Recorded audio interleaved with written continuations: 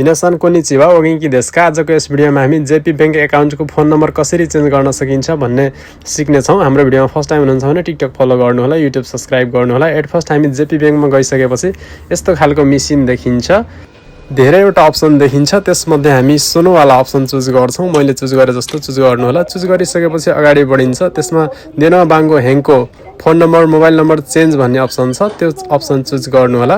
त्यो option choose गरिसकेपछि हामी हरियो बटन थिच्छौँ। हरियो बटन थिचेर आफ्नो चाहिँ एटिएम कार्ड जुन चाहिँ क्यास कार्ड रहेको छ अथवा तपाईँले पासबुकबाट पनि गर्न सक्नुहुन्छ, डेबिट कार्डबाट पनि गर्न सक्नुहुन्छ। मैले चाहिँ क्यास कार्ड छिराएँ।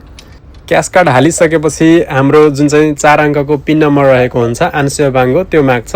आन्सो बाङ्गो हालेर हामीले के गर्नु पर्यो त नेक्स्ट गर्नु पर्यो। आन्सो बाङ्गो हानिसकेपछि यस्तो खालको इन्टरफेस देखिन्छ र अब हामी हरियो बटन थिच्नु पर्ने हुन्छ। हाम्रो पहिलाको नम्बर देखाइरहेको छ, फोन नम्बर पहिलाको फोन नम्बर देखाइरहेको छ। अब नयाँ फोन नम्बर यसमा हालेर हामी चेन्ज गर्छौँ। यसमा नयाँ फोन नम्बर हालिसकेपछि हरियो बटन थिच्छौँ। हरियो बटन थिचिसकेपछि मोबाइल नम्बर अटोमेटिक चेन्ज हुन्छ।